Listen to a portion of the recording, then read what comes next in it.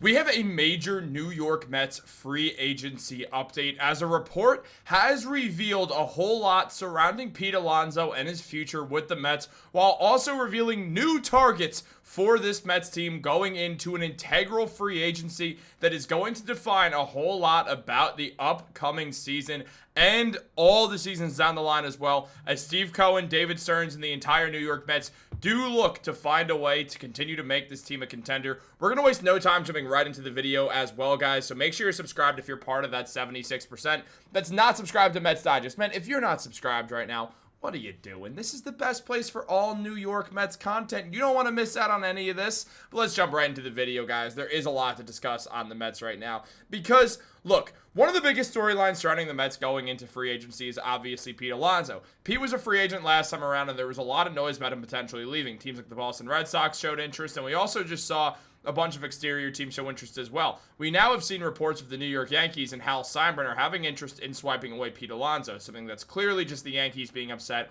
about the Mets stealing Juan Soto just a year prior. That's really what that feels like it's about more than anything. And as someone who does watch a lot of Yankees baseball as well, I can tell you for a fact that the Yankees signing Pete Alonso feels like a misstep for them, considering they have a whole lot of issues that stem further than first base, especially with a guy like Ben Rice there. But that's not the point. The point is the New York Mets have to decide on how much they're willing to spend for Pete Alonso before they ultimately decide if he's going to be allowed to go to another team, if they're going to try to let that happen. I imagine the Boston Red Sox will hold interest again once in Pete Alonso. I do think the San Francisco Giants will show some interest in Alonso as well. Amidst the Texas Rangers as well, I can see them showing interest. There's going to be a few different teams that definitely show interest in the Polar Bear after his best season in the MLB thus far. And there's been a lot of talk about what if the Mets ultimately don't re-sign Alonso? What do you do then? What is your game plan after that? That's something that has to be figured out by the Mets and has to be figured out soon by the Mets, or we are going to have a problem on our hands. Now, a new report from Anthony DiComo did mention that since Alonso broke into the league in 2019,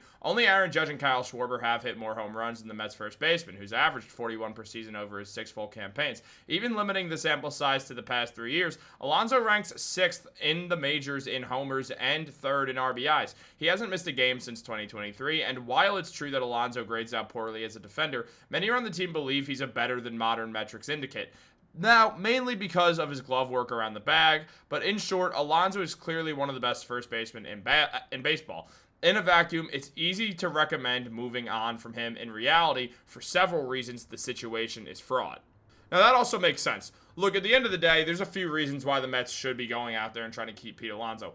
One of them is, David Stearns can work the negotiation. He doesn't like giving up prospects. So if the Mets did have to end up trading something, especially if someone gets a qualifying offer that they're interested in, all of a sudden they're giving draft capital compensation. On top of that, it's not like Steve Cohen is stingy with money. Cohen will very likely be willing to pay the man who, if anyone is the captain of the Mets, it's either Lindor or Pete Alonso. And Alonso has been with the Mets the entire time. He has never played for another team.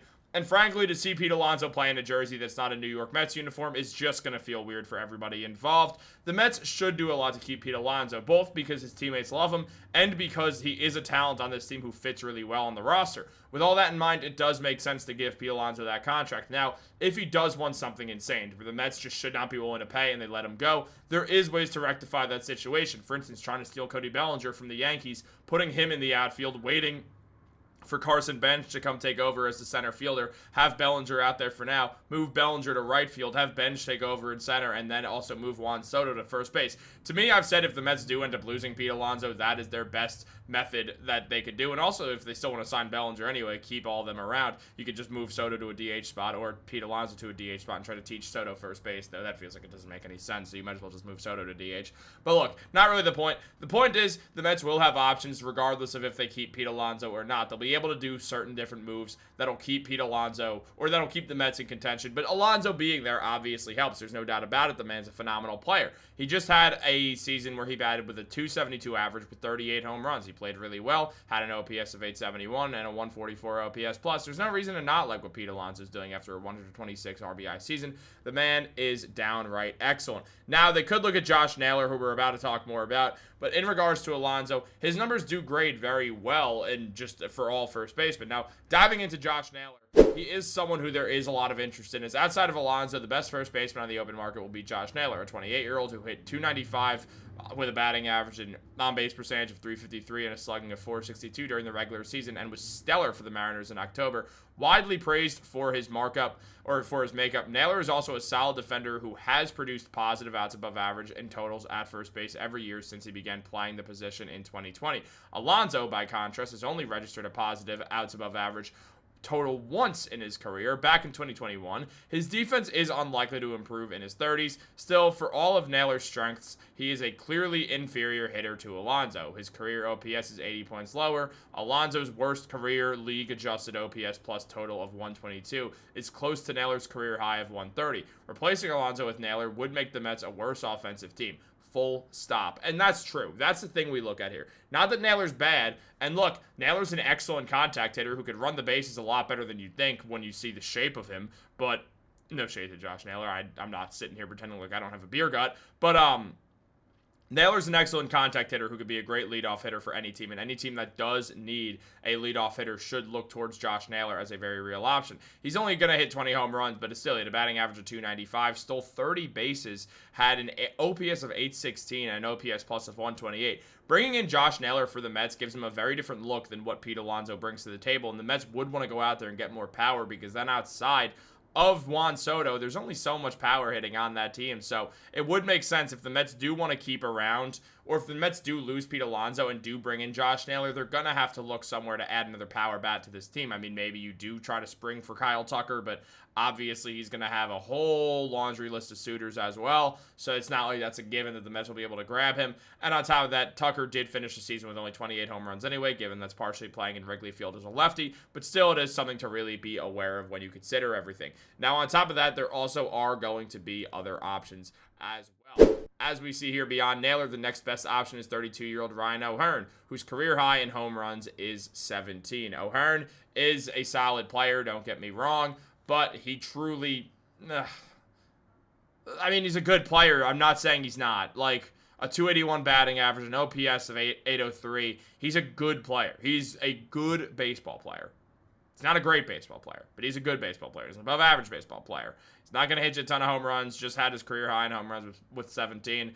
But at the end of the day, his batting average is good. He gives you another guy who could hit for average. He can't run like Naylor, not as good of a fielder as Naylor. But again, if they don't get Naylor, if they lose out on Alonso, O'Hearn makes sense. But if they lose out on Alonso and don't get Naylor, unless you're trying to put Juan Soto at first base, there is a clear option for what the Mets do here. And here it is. 25-year-old Munetaka Murakami, who produced a total or an OPS of 1.051 this year in the Nippon in Nippon professional baseball. Mets president of baseball operations David Stearns flew to Japan in August in part to scout Murakami, who had a walk-off home run while he was present. Murakami will be posted this winter and represents one of the most realistic potential Alonso replacements out there. Now, if the Mets really do want to replace Pete Alonso, this is the guy who you go do it with because of his performance. Not only is his OPS just, above 1 as of last year, but his slugging was a 663. The man has been downright phenomenal. In his time in Japan, he's hit 246 home runs, had a season in 2022 where he hit 56 long balls. This year, only appeared in 56 games. It was a shortened season, but still, things looked good. Man had 22 home runs in, only 187 at-bats. It's a pretty good ratio that you see right there. He does hit the ball very well. He strikes out a whole lot also, but that's part of it. Power hitters strike out. That's not anything new. But he has been a very good player. Hits with a good average, had a 273 average and a slugging percentage of 663, and the OPS, again, obviously a 1.01 or 1.051, excuse me. So we do know that Murakami is legit. He's that good, and the Mets should certainly look at Munetaka Murakami a whole lot. I think this is how you replace Pete Alonso. If Pete Alonso leaves, you get Murakami.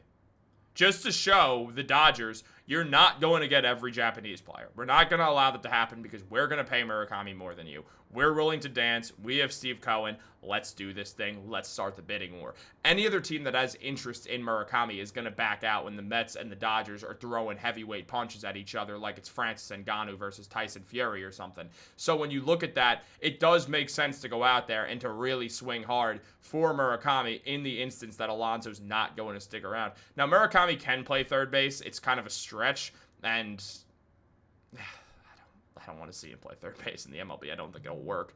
But at the end of the day, if Pete Alonso looks like he's on the outs, you go get Murakami and you do it swiftly. You'll know before Pete Alonso signs anywhere if he's going to stick around or not. So then once you know that, you go and you get Murakami. And then, I mean, hey, let the Yankees sign Pete Alonso if they have to.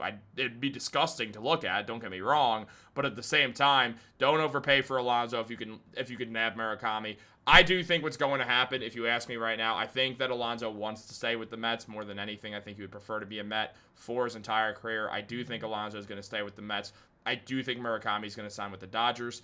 And then I do think that everything else is going to work out just fine as the Mets start to target pitching as well. Guys, what do you think, though? Let me know in the comments down below. Like this video, subscribe, turn on post notifications. Have a great day, guys. I'll catch you later.